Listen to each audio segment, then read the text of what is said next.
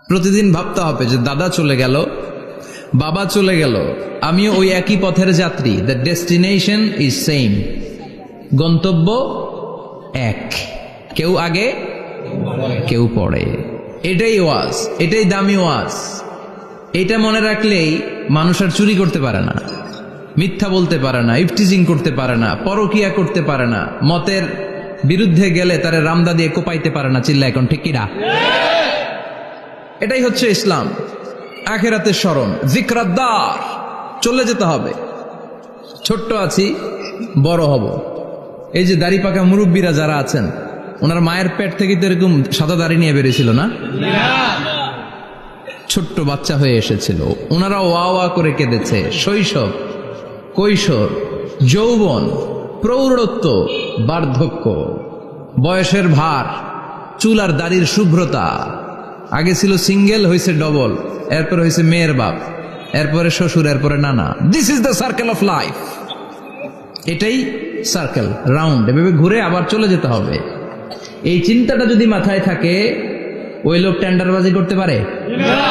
চাঁদাবাজি, ইফটিজিং, মিথ্যা বলতে পারে?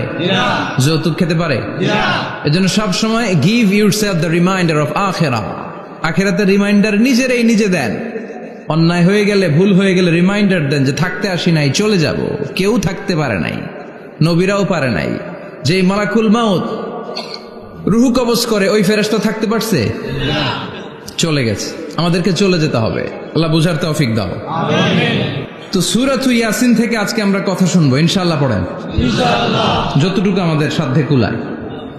এই সূরার অনেক ফজিলত, ছোটবেলা থেকেই সূরা ইয়াসিনের অনেক ফজিলতের কথা আমরা শুনেছি না? বিশ্বনবী বলেছেন, ইন্না লিকুল্লি শাইইন কলবান ওয়া কলবুল কোরআনি সূরাতু ইয়াসিন। সব জিনিসের একটা কলব আছে, হৃদয় আছে, অন্তর আছে, আর কোরআনের কলবের নাম হচ্ছে সূরা ইয়াসিন। বিশ্বনবী বললেন, ইন্না লিকুল্লি শাইইন কলবান, সব জিনিসের একটা কলব আছে। ওয়া ইন্না কলবাল কোরআনি সূরাতু ইয়াসিন, আর কোরআনের কলবের নাম হলো সূরাতু ইয়াসিন। মান ক্বারাআ সূরাতা ইয়াসিন মাররা ওয়াহিদা, একবার সূরাতু ইয়াসিন তেলাওয়াত করলে 10 পারা কোরআন খতমের সওয়াব হয়ে যায়। বিশ্বনবী বলতেন, ইন্না ফিল জাসাদি মুদগা, দেহে একটা গোশতের টুকরা আছে। ইযা সালুহাত সালুহাল জাসাদু কুল্লু, এই দেহের গোশতের টুকরা যদি ভালো হয়ে যায়, পুরো দেহটারে ভালো করে দেয় কে? আল্লাহ। এই দেহের গোশতের টুকরাটা যদি পচে যায়, পুরো দেহটারে নষ্ট করে দেয় কে? আল্লাহ। বিশ্বনবী বললেন, আলা ওয়াহিয়াল কলব, ওই টুকরাটার নাম হলো কলব। টুকরাটার নাম কি? কলব। এজন্য কলবের মধ্যে আল্লাহর জিকির বসাইতে হবে। কি বসাবেন? নাকি আয়না বসাবেন? আয়না বসায় না? আয়না বসাইয়া দে মোর দয়াল বাবা, কেবলা কাবা, সব মুখস্থ। আয়না বসাইয়া দে মোর। নবীর কলবে আয়না বসায় নাই নবী। সেদিন আবু বকর, ওমর ফারুক, কেউ আয়না বসাইছে? আবু হানিফা, শাফিঈ, এরা কলবের মধ্যে আয়না বসাইছে? বসাইছে জিকির। চিল্লায় বলেন, বসাইছে কি? এজন্য আল্লাহ বললেন, আলা বিযিক্রিল্লাহি তাতমাইন্নুল কুলুব। দুনিয়ার কোন জিনিস দিয়ে কলব ঠান্ডা হয় না, দুনিয়ার কোন জিনিস দিয়ে কলব পরিচ্ছন্ন হয় না। কলব শুধু পরিচ্ছন্ন হয় একটা জিনিস দিয়ে, লা ইলাহা ইল্লাল্লাহ, লা ইলাহা ইল্লাল্লাহ, লা ইলাহা ইল্লাল্লাহু মুহাম্মাদুর রাসূলুল্লাহ সাল্লাল্লাহু আলাইহি ওয়াসাল্লাম। তাহলে কোরআনের একটা কলব আছে। আমাদের দেহে যেমনি কলব আছে, প্রতিটা প্রাণীর যেমনি কলব আছে, অন্তর আছে, কোরআনেরও কলব আছে না নাই? আছে। কোরআনের কলবের নাম? চিল্লায় বলেন, কোরআনের কলবের নাম? আবার বিশ্বনবী বলতেন, ইকরাউ আলা মাউতাকুম সূরাতা ইয়াসিন, তোমাদের মুমূর্ষু ব্যক্তিদের সামনে বসে সূরাতু ইয়াসিন তেলাওয়াত করো। রূহ চলে যাবে, মৃত্যুর একেবারে দ্বার প্রান্তে দাঁড়িয়ে এই মুহূর্তে তার পাশে বসে পড়তে আরম্ভ করেন, ইয়াসিন ওয়াল কুরআনিল হাকীম ইন্নাকা লামিনাল মুরসালিনা আলা সিরাতিম মুস্তাকিম। ওই ব্যক্তির ঈমানের মৃত্যু দান করে দিবে কে? আল্লাহ। মৃত্যুর কষ্ট হালকা করে দিবে কে? আল্লাহ।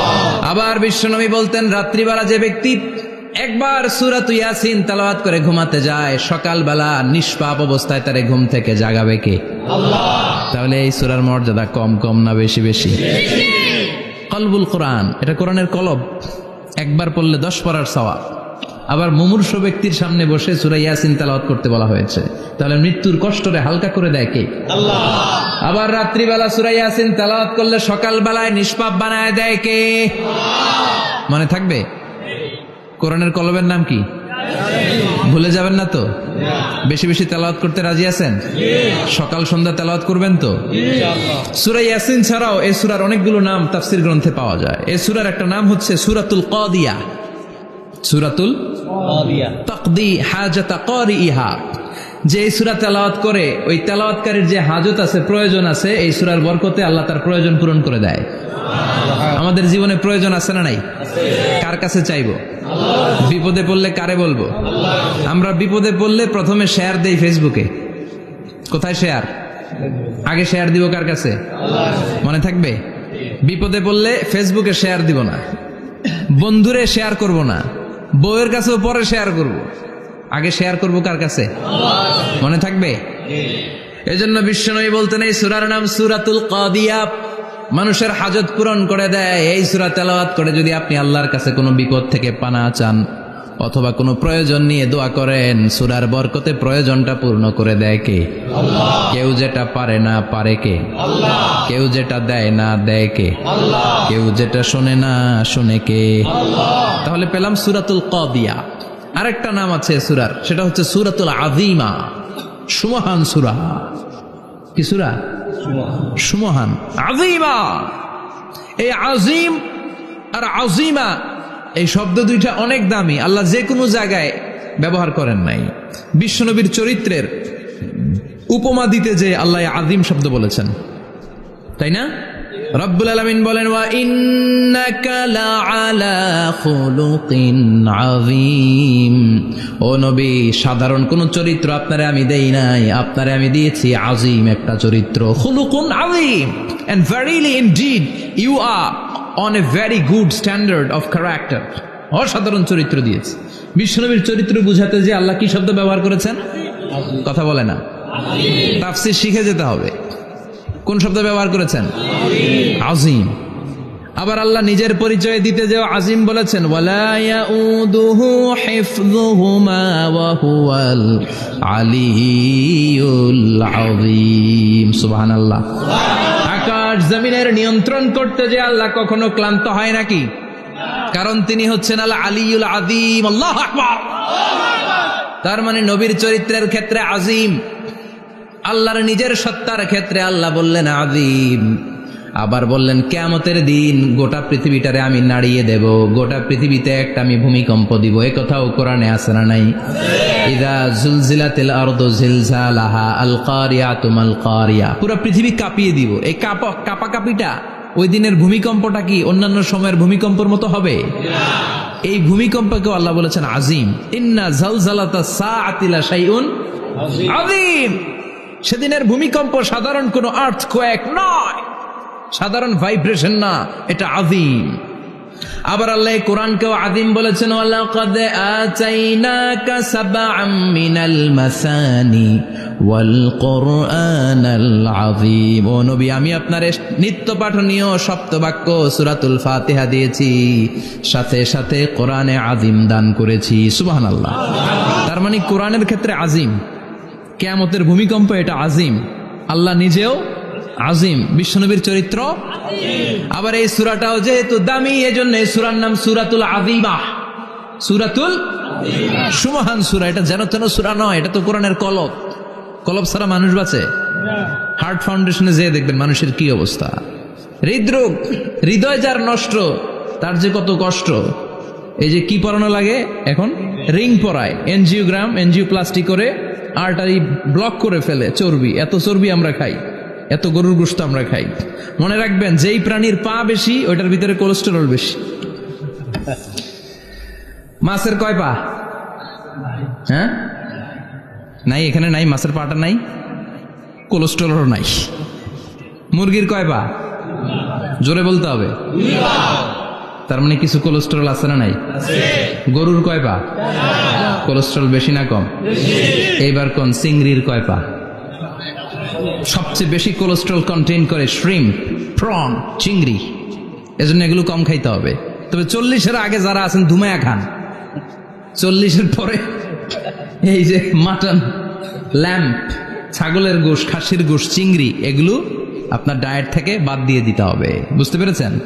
এজন্য এই সূরাটা যেন তেন সূরা নয়, এটা তো কোরআনের কলিজা, হার্ট, হৃদয়। এজন্য সূরাটা সূরাতুল আযীমা। সুবহানাল্লাহ পড়েন।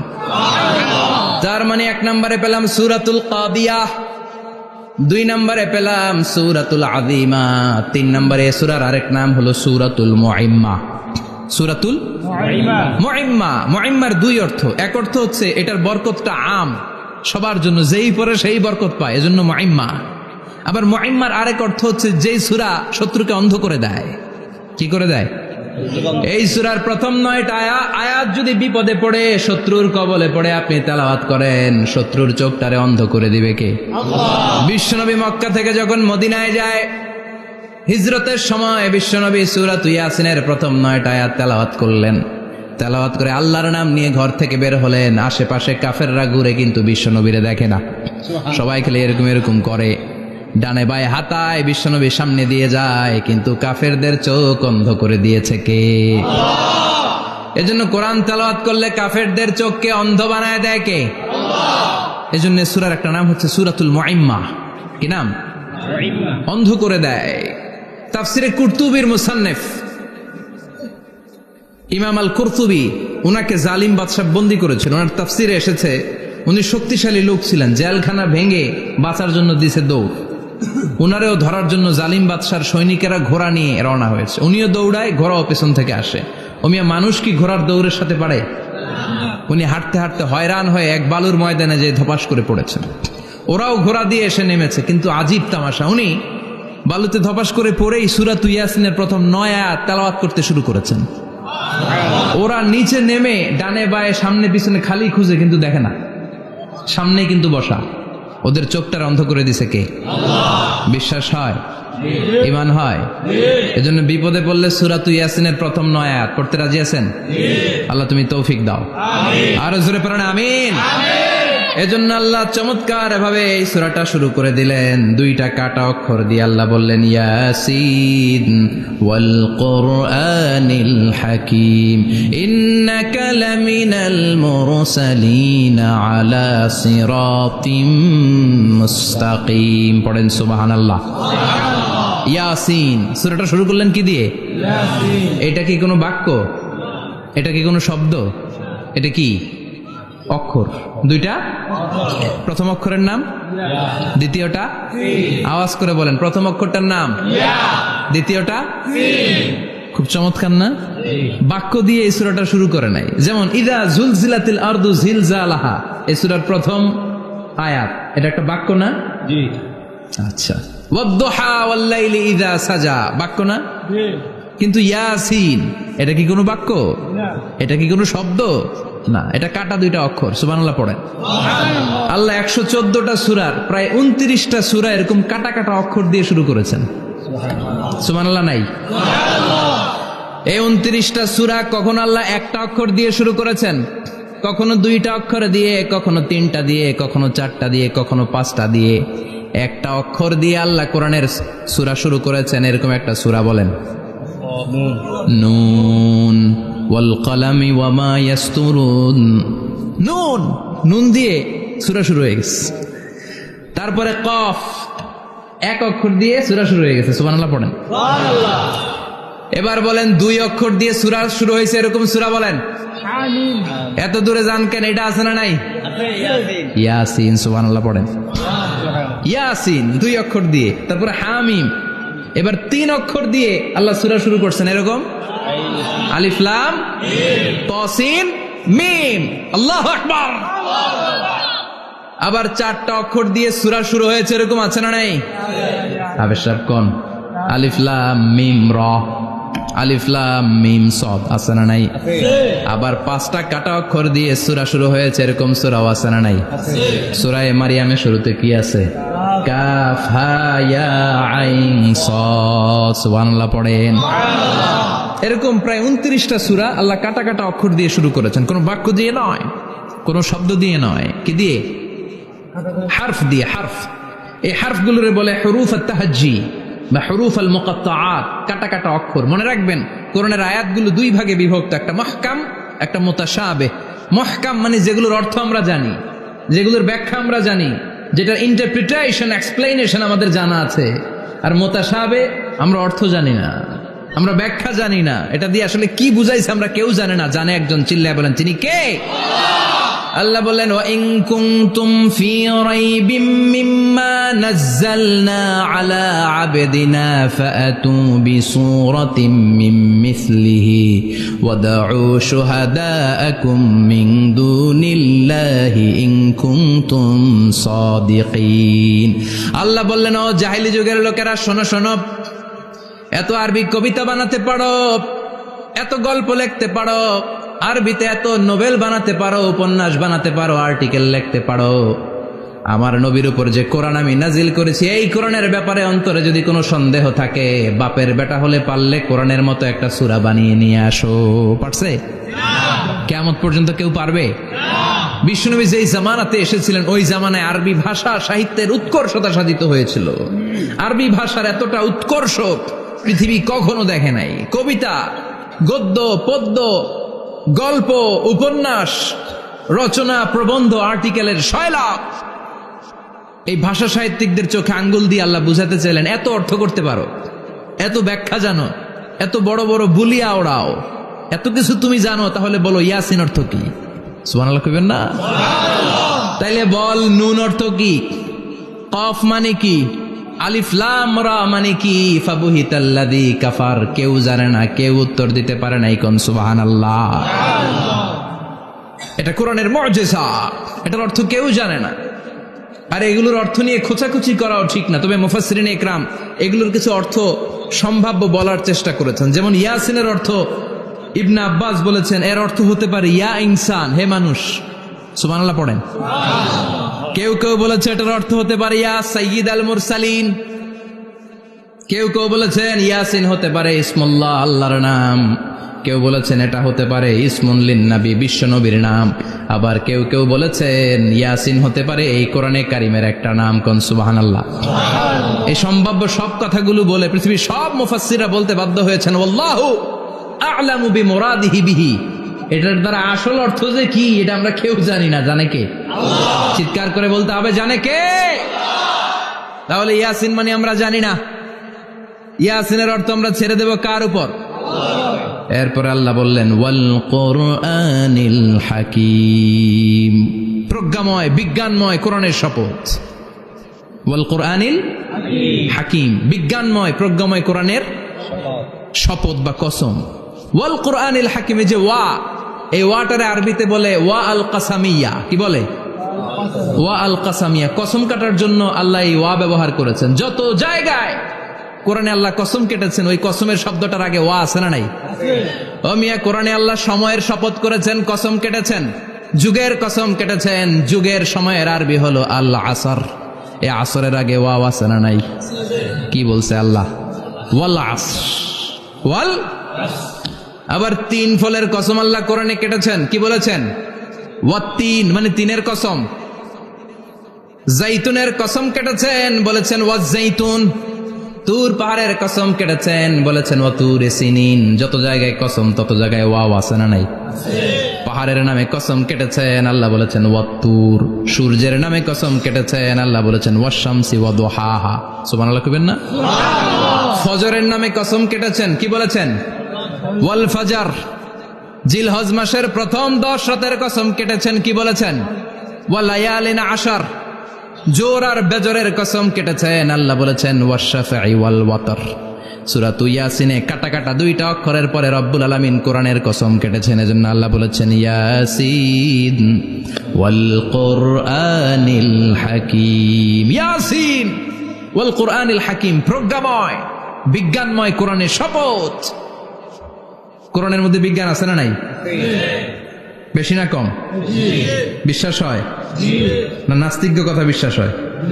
নাস্তিকরা বলে কোরআনের মধ্যে বিজ্ঞান নাই, কোরআনের মধ্যে সায়েন্স নাই, কোরআনের ভেতরে টেকনোলজি নাই। কিন্তু কোরআন বলে এমন কিছু নাই, মানুষের প্রয়োজনীয় এমন কিছু নাই যেটা আমার ভিতরে নাই।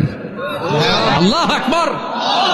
আল্লাহ বললেন মা ফররাতনা ফিল কিতাবি মিন শাই, কিতাবের মধ্যে আমি কিছু বাদ রেখে দেই নাই। ইতিহাসের কথা বলেছি, পাতালপুরীর কথা বলেছি, ঊর্ধ্ব জগতের কথা বলেছি, মহাকাশের কথা বলেছি, cosmology, astrology, geology, zoology, botany, human anatomy, embryology, সব কিছুর কথা কোরআনের মধ্যে দিয়েছে কে? কোরআনের ভেতরে মানুষের কথা আছে না নাই? কোরআনের মধ্যে গাভীর কথা আছে না নাই? গাভীর কথাও আছে। কই আছে? হ্যাঁ, সূরাতুল গাভীর সূরা। সুবহানাল্লাহ কইবেন না? মানুষের কথা আছে সূরাতুল ইনসান, জিনদের কথা আছে সূরাতুল জিন, মাকড়সার কথা আছে সূরাতুল আনকাবুত, মৌমাছির কথা আছে সূরাতুন নাহাল। মৌমাছির কথা বলেছেন, দুধের কথা বলেছেন, প্রাণীর কথা বলেছেন, খাদ্যের কথা বলেছেন, মানুষের দেহ বৈশিষ্ট্যের কথাও বলেছেন। চিৎকার করে পড়েন আল্লাহু আকবার। আল্লাহ বললেন ওয়া আওহা রাব্বুকা ইলান নাহলি আনিত্তাখিযি মিনাল জিবালি বুয়ুতাও ওয়া মিনাশ শাজারি ওয়া মিম্মা ইয়ারিশুন। সুবহানাল্লাহ পড়েন। ওয়া আওহা রাব্বুকা ইলান নাহল, আল্লাহ মৌমাছির কাছে সিক্রেট মেসেজ পাঠিয়েছেন। সুবহানাল্লাহ পড়েন। ওহীকে আরবিতে বলে সিক্রেট মেসেজ। সায়েন্টিফিক আলোচনা শুরু হইতেছে, মনোযোগ আছে না গেছে? জিমানি ধরছে? হ্যাঁ, মনোযোগ আছে না গেছে? তাকবীর দেওয়া যাবে? জোরে না আসতে? শুরুতে বিবাহিতরা দেন, এরপরে অবিবাহিতরা দেন, এরপরে সবাই মিলে দেন। বিবাহিত কারা কারা দেখি?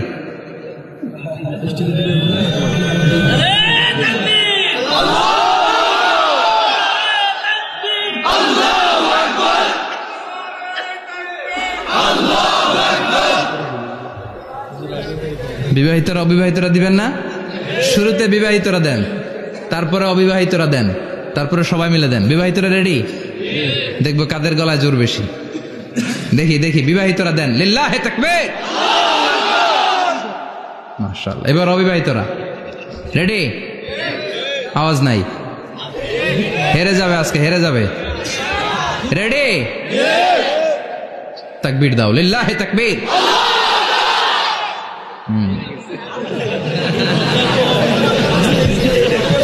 ইয়াংদের পারফরমেন্স আলাদা, আওয়াজ বেশি। এবার সবাই মিলে তিনটা, লিল্লাহি তাকবীর, লিল্লাহি তাকবীর, লিল্লাহি তাকবীর। আল্লাহ মৌমাছিকে ওহী করেছেন। কি করেছে দেখেন, ওয়াল কুরআনিল হাকিম। আল্লাহ যে বললেন, শেষ হবে না এই কথা। ওয়াল কুরআনিল হাকিম, বিজ্ঞানময় কোরআনের শপথ, প্রজ্ঞাময় কোরআনের শপথ। বিশ্বনবী বলেন লা তুহসা আজাইবুহু, কোরআনের আশ্চর্যান্বিতার কোনো শেষ নাই। ওয়ালা তাবলা গারাইবুহু, কোরআন কোনদিন কারো কাছে পুরাতন মনে হয় না। ফিহি মাসাবিহুল হুদা, কোরআনের মধ্যে আছে হেদায়েতের মশাল। ওয়া মানারুল হিকমা, কোরআন হলো বিজ্ঞানের সুউচ্চ মিনার। লা তুহসা আজাইবুহু, কোরআনের আশ্চর্যান্বিতার শেষ নাই। যতই পড়বেন আপনি আশ্চর্য হয়ে যাবেন, যতই স্টাডি করবেন, যতই অধ্যয়ন করবেন, আপনার চোখকে খুলে দিবে কে? আল্লাহ। ওয়ালা তাবলা গারাইবুহু, কোরআন কখনো পুরাতন হয় না। পুরান হয় নাকি? যার বয়স 50 বছর ধরে নামাজি মানুষ, প্রতি নামাজের প্রত্যেক রাকাতে কোন সূরা পড়া লাগে? তো 50 বছর যদি কেউ নামাজি হয়, তাহলে কত লক্ষবার উনি সূরা ফাতিহা পড়ছে উনি নিজে জানে? তারপরেও কোনোদিন কি মনে হয়েছে সূরা ফাতিহাটা একটু পুরান পুরান লাগে? আজকে কুল হল্লা দিয়ে শুরু করুন, কথা বলেন। পুরান লাগছে কোনোদিন? এত পড়ছে এটা, আজকে আর এটা না, আজকে আর একটা, এরকম মনে হয়? ওয়ালা তাবলা গারাইবুহু, পুরান লাগে না। প্রতিদিন নতুন, প্রতিনিয়তই নতুন, অলওয়েজ নিউ, সব সময় নতুন। এজন্য বিশ্বনবী বললেন লা তুহসা আজাইবুহু, কোরআনের আশ্চর্যান্বিতার শেষ নাই। ওয়ালা তাবলা গারাইবুহু, কোরআন কখনো পুরাতন হয় না। ফিহি মাসাবিহুল হুদা, কোরআনের মধ্যে আছে হেদায়েতের মশাল। ওয়া মানারুল হিকমা, কোরআন হলো বিজ্ঞানের সুউচ্চ মিনার। সুবহানাল্লাহ। আল্লাহ বললেন ওয়া আওহা রাব্বুকা ইলান নাহাল, আমি মৌমাছির কাছে মেসেজ দিলাম, সিক্রেট মেসেজ। আনিত্তাখিযি মিনাল জিবালি বুয়ুতা, তোমরা পাহাড়ের মধ্যে তোমাদের বাড়ি বানাও, মৌচাক বানাও। অমিনা সাজার, গাছের মগ ডালে, বড় বড় ডালে তোমরা বাসা বানাও। ওয়ামিম্মা ইয়ারিশুন, উঁচু উঁচু জায়গায় মৌচাক বানাও, যাতে করে গ্রামের ছোট্ট ছেলেরা ঢিল মারতে না পারে। কোন সুবহানাল্লাহ। মৌমাছির আল্লাহ শিখাই দিছে, নিচু জায়গায় কোনোদিন মৌমাছির বাসা দেখবেন? নিচু জায়গায় সহজে নাগাল পাওয়া যায়, ধরা যায়। কথা কন, ডাল বে মগ ডালে ওঠা লাগে মধু খাইতে চাইলে। চিল্লায় বলেন ঠিক কিনা? আল্লাহ সিক্রেট মেসেজ দিলেন আর বললেন আনিত্তাখিযি। আলেম যারা আছেন বলেন তো, ইত্তাখিযি এটা কি মুজাক্কারের সিগা না মুয়ান্নাসের সিগা? কথা কইতে হবে। কেউ নাই এটার উত্তর দেওয়ার মতো? মুয়ান্নাস, মাশাআল্লাহ। এটা স্ত্রীবাচক শব্দ। আল্লাহ মৌমাছিকে যে মেসেজ করছে পুরুষ মৌমাছিরে কয় নাই, এটা নারী মৌমাছিরে কইছে। চিল্লা এখন সুবহানাল্লাহ। এখন গবেষণা করে দেখা গিয়েছে, কার্ল ভন ফ্রিচ একজন অস্ট্রিয়ান বিজ্ঞানী, উনি এটা নিয়ে গবেষণা করে 73 সালে 1973-তে নোবেল পেয়ে গেছে। এই আয়াতের উপর গবেষণা করে আল্লাহ কেমন করে সিক্রেট মেসেজ দিয়েছেন, কেমন করে মৌমাছি মৌচাকের বাসা বাঁধে, কেমন করে মধু আহরিত হয়, এটার উপর গবেষণা করে উনি একটা বই লিখেছেন, দ্য ডান্সিং বিজ। নেচে যাওয়া মৌমাছিগুলো, নাচতে নাচতে যেতে থাকা মৌমাছিগুলোর উপর একটা বই লিখে, দ্য ডান্সিং বিজ লিখে উনি নোবেল প্রাইজ পেয়েছেন এই মধুর উপরে। চিল্লায় পড়েন আল্লাহু আকবার। এখন কোরআনের আয়াত থেকে বোঝা গেল আনিত্তাখিযি মিনাল জিবালি বুয়ুতা, আল্লাহ নারী মৌমাছিকে বলেছেন মৌচাক বানাও, তোমাদের মধু রাখার জন্য বাসা বানাও। কার্ল ভন ফ্রিচ গবেষণা করে পেয়েছে মৌচাকের বাসা বানানো হয়, মধু আহরণ করা হয়, যেই মৌমাছিটা নেতৃত্ব দেয় এটা পুরুষ মৌমাছি নয়, এটা হলো মহিলা মৌমাছি। কোন সুবহানাল্লাহ। পুরো মৌচাকের মধ্যে মধু আহরণ, মধু নেওয়া, পুরো প্রসিডিউরটা সারার জন্য কোনো পুরুষ মৌমাছি লিডিং দেয় না, লিডিং দেয় একটা নারী মৌমাছি, স্ত্রী মৌমাছি। এজন্য ইত্তাখিয, ম্যাসকুলিন জেন্ডার ইউজ না করে আল্লাহ বলেছেন ইত্তাখিযি। নারী মৌমাছিকে আল্লাহ অ্যাড্রেস করে বলেছেন যাও মৌচাক বানাও, আর এটার মধ্যে মধু আহরণ করো। চিল্লায় পড়েন আল্লাহু আকবার। আল্লাহ বললেন ইত্তাখিযি মিনাল জিবালি বুয়ুতা, পাহাড়ের মধ্যে ঘর বানাও, মিনাস সাজার, গাছের বড় ডালের মধ্যে ঘর বানাও, ওয়া মিম্মা ইয়ারিশুন, উঁচু উঁচু জায়গায় ঘর বানাও। উনি গবেষণা পেয়েছেন এই মধুর মধ্যে অসাধারণ কিছু ন্যাচারাল অ্যান্টিসেপটিক আছে। কি আছে? Natural antiseptic. এটার নাম হচ্ছে প্রপিলিস। প্রপিলিস নামে একটা লিকুইড পাওয়া যায় মৌচাকের মধ্যে। এটা কাটা জায়গায় লাগা দিলে স্যাভলন, ডেটল কিছু লাগানো লাগবে না। ওই প্রপিলিসের কারণে আপনার কাটা জায়গা এমনি শুকিয়ে যাবে। সুবহানাল্লাহ পড়েন। দ্বিতীয় বিশ্বযুদ্ধে রাশিয়ান যত সৈনিকরা যুদ্ধে আহত হতো, ওরা আলাদা করে অ্যান্টিসেপটিক খাইতো না, ওরা মধু আইনা লাগাই দিত আর সুস্থ হয়ে যেত। সুবহানাল্লাহ পড়ে। নিউজিল্যান্ডের কিছু বিজ্ঞানীরা আবিষ্কার করেছে মৌমাছির হুলের ভিতরে রেমিটিক ফিভারের অ্যান্টিবায়োটিক আছে। অনেকের বাত জ্বর হয়, বাতের ব্যথা থাকে না? থাকে, মুরব্বীদের বেশি হয়।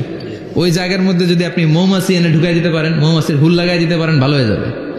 মৌমাছি যখন হুল ফুটে আরাম লাগে না অনেক? খাইছেন? কামড় খাইছেন? হ্যাঁ, মজা লাগে। তো নিউজিল্যান্ডের এই গবেষকরা এরা আবিষ্কার করেছে যে মৌমাছি যদি হুল ফুটিয়ে দেয়, ওইখানে বাতের ব্যথা থাকলে, বেদনা থাকলে এটা ভালো হয়ে যাবে। আমি নিজে দেখেছি, বিবিসি একটা ডকুমেন্টারি। ইজিপশিয়ান একজন ফিজিশিয়ান, চিকিৎসক, উনি ওনার বাতের ব্যথায় আক্রান্ত যত রুগীরা আছে ওদের গায়ের মধ্যে মৌমাছি এনে এনে নিজে নিজে হুল ফুটায়। রুগী চিৎকার মারে, ও মাগো, ও আল্লাহ গো, কিন্তু একদিন পরে ব্যথা নাই, আর কয় ভালো হয়ে গেছি। সুবহানাল্লাহ কইবেন না? তো এজন্য এই কার্ল ভন ফ্রিচ 1973-তে দ্য ডান্সিং বিজ লেখে গোটা বিশ্বকে তাক লাগিয়ে দিয়েছে। তার গবেষণার প্রতিটি পয়েন্ট কোরআনের আয়াতের সাথে মিলে যায়। চিৎকার করে পড়েন আল্লাহু আকবার। এই যে আমরা মধু খাই, এই মৌচাকের ভেতরে অন এন অ্যাভারেজ অ্যারাউন্ড 60,000 মৌমাছি থাকে। 3 ভাগে, একটা হচ্ছে কুইন বি, একটা মেল বি, আর একটা হচ্ছে ওয়ার্কার বি। একটা থাকে রানী মৌমাছি, এর নেতৃত্বে সবাই চলে। আর একটা থাকে মেল বি, পুরুষ মৌমাছি, বংশ বাড়ানোর জন্য এদের কাজে লাগে। আর সব হচ্ছে ওয়ার্কার বি, সবাই কাজ করে। আল্লাহ বললেন সুম্মা কুলি মিন কুল্লি সামারাত ফাসলুকি সুবুলা রাব্বিকি যুলুলা। আল্লাহ সিক্রেট মেসেজ দিয়ে বললেন গাছের উপরে বাসাবাদ, পাহাড়ের উপরে মৌচাকের বাসাবাদ, উঁচু উঁচু জায়গায় তোমরা তোমাদের বাসা বাঁধো। সুম্মা কুলি মিন কুল্লি সামারাত, এরপর এলাকার যত মিষ্টি মিষ্টি ফুল আছে, ফল আছে, ওখান থেকে রস নিয়ে আসো। সুবহানাল্লাহ। পুষ্পরস সংগ্রহ করে মধুগুলো, এটার বলে sweet nectar. They collect the sweet nectar from the flowers. এবং মধুর মধ্যে এত চমৎকার জিনিস থাকার কারণ হচ্ছে মৌমাছিগুলো ওই এলাকার সব ধরনের ফুল, ভালো ভালো সুগন্ধযুক্ত ফুল ফল থেকে রস নিয়ে আসে। তো ওই গাছগুলোর মধ্যে বনাজি গাছ আছে না নাই? ঔষধি গাছ আছে না নাই? এজন্য মধুরে বলা হয় সব রোগের ঔষধ। যত বনাজি ঔষধি গাছের নির্যাস আর পুষ্প রস আছে, সব আল্লাহ মধুর ভিতরে ঢুকায়া মধুকে আল্লাহ ন্যাচারাল ভ্যাকসিন বানিয়ে দিয়েছেন। চিল্লায়ে পড়েন আল্লাহু আকবার। আল্লাহ বললেন সুম্মা কুলি মিন কুল্লি সামারাত, সব ফল আর ফুল থেকেই নেকটার পুষ্পরস নিয়ে আসো। ফাসলুকি সুবুলা রাব্বিকি যুলুলা, যেমন যেমন গিয়েছিলা পথ চিনায় আবার ফিরে আসো। ইয়াখরুজু মিন বুতুনিহা শারাব, এরপর তাদের পেট থেকে বের হয় শারাব। মুখতালিফুন আলওয়ানু, এক একটা মধুর কালার হয়ে যায় এক এক রকম। কোন সুবহানাল্লাহ। সরষে ফুলের মধু একটু সাদা সাদা হয় না? আমি হচ্ছি মধু খাওয়ার পোক। আমি দেশে বিদেশে যেখানে গিয়েছি ফ্রেশ হানি আমি অনেক খুঁজেছি। ইয়ামানি একটা মধু পাওয়া যায়, ইয়ামানের সাওয়াহিলি এলাকায়, পাহাড়ি এলাকায়, একেবারে কুচকুচে কালো। আবার অনেক মধু আছে কিছুটা খয়েরি এবং হলুদ বর্ণের, কিন্তু সরষে ফুলের যে মধুটা এটা অনেকটা সাদা। এই পুষ্পরস নিয়ে মৌমাছিগুলো মৌচাকের মধ্যে ঢেলে দেয় না, এগুলো খেয়ে ফেলে। প্রত্যেকটা মৌমাছির পেটের ভেতরে আল্লাহ 2টা করে স্টোমাক দিয়েছে, পাকস্থলী। সুবহানাল্লাহ পড়েন। এটাই কার্ল ভন ফ্রিচ দ্য ডান্সিং বিজ বইয়ের মধ্যে লিখেছে গবেষণায়, যে 2টা পাকস্থলী। একটা পাকস্থলী দিয়ে মৌমাছি খায়, নিজে খেয়ে বাঁচে, আর একটা পাকস্থলী দিয়ে এই ফ্লাওয়ার নেক্টার পুষ্প রস সংগ্রহ করে ওই পাকস্থলীতে রাখে। ওই পাকস্থলীর ভেতরে আল্লাহ একটা ন্যাচারাল এনজাইম দিয়েছেন, ওই এনজাইমের সাথে ওই পুষ্প রসটা মিক্সড হয়। তারপরে আরেকটা টিউব আছে, ওই টিউব দিয়ে মৌমাছি যে সে বাসার মধ্যে মৌমাছি যে সেখানে সাপ্লাই করে দিয়ে আসে, মধু ঢুকিয়ে দিয়ে আসে। চিল্লায় পড়েন সুবহানাল্লাহ। তার মানে বিষয়টা এমন না ফুলের রস নিয়ে মৌচাকের দিয়ে আসলো, ফুলের রস সে নেয়, তার স্পেশাল একটা স্টোমাকের মধ্যে ঢুকায়, সেখানে এনজাইম দিয়ে পাচক রস দিয়ে আল্লাহ এটাকে সমৃদ্ধ করে দেয়। তারপর আলাদা একটা নল দিয়ে টিউব দিয়ে মৌচাকের ভেতরে ঢুকিয়ে দেয়। কোন সুবহানাল্লাহ। কি অসাধারণ পদ্ধতিতে আল্লাহ মধু বানালেন। আর কি সুন্দর মধু হাতের মধ্যে লয়া জিব্বা দিয়া চাটে আর গান গায়, মধু হই হই বিষা বাইলা। আছে না নাই? আল্লাহ শুকরিয়া নাই? মধু খায় আর গান গায়, মধু হই হই বিষা বাইলা, অনহারণে ভালোবাসার দাম নদিলা। আছে না নাই? ডাকাই। তাই মধু খেয়ে শুকরিয়া করতে হবে কার? বসো, চিৎকার করে বলেন শুকরিয়া করতে হবে কার? আল্লাহ বললেন ইয়াখরুজু মিন বুতুনিহা, এটা মধু সরাসরি চলে আসে না, ওর পেট থেকে বের হয়। মুখতালিফুন আলওয়ানুহু, বিভিন্ন রঙের মধু আছে না নাই? ব্ল্যাক কালারের মধু হয়, হোয়াইট হানি হয়, অর্গানিক হানি হয়, ক্রিমড হানি হয়। কত ধরনের মধু যে আল্লাহ পৃথিবীতে রেখেছে তার ইয়ত্তা নাই। এরপর আল্লাহ বললেন ফিহি শিফাউন লিন্নাস, মধুর ভেতরে শিফা দিয়েছে কে? আল্লাহ। এজন্য বিশ্বনবীর খাদ্য তালিকার মধ্যে মধু আছে না নাই? বিশ্বনবী সুগন্ধযুক্ত ওলা মধু খেতেন, দুর্গন্ধযুক্ত ওলা কোনো মধু মুখে নিতেন না। সুবহানাল্লাহ। বিশ্বনবীর জামানায় মাগাফির নামে একটা মধু ছিল, দুর্গন্ধযুক্ত, এটা কখনো বিশ্বনবী মুখে নিতে চাইতেন না। সুগন্ধযুক্ত মধু সবসময় বিশ্বনবী খেতেন। বিশ্বনবীর স্ত্রীরা এই সুগন্ধিযুক্ত মধু বোতলের মধ্যে প্রিজার্ভ করে রাখতেন বিশ্বনবীকে দেওয়ার জন্য। বিশ্বনবী প্রাণ ভরে এগুলো পান করতেন। সুবহানাল্লাহ। বিশ্বনবী যে সমস্ত খাদ্যগুলো পছন্দ করতেন হাদিসে এসেছে, বিশ্বনবী রুটি খেতেন, খেজুর খেতেন, খেজুর, খেজুর চিনেন? বালাহ, তামার, দুধ খেতেন, এই মধু খেতেন, জব খেতেন, বার্লি খেতেন, লাউ খেতেন, রুম্মান, ডালিম ফল, আনার ফল, আনার চিনেন? আনার, এই আনার খেতে পছন্দ করতেন বিশ্বনবী। মাশরুম খেতেন, মাশরুম, মাশরুম চিনেন?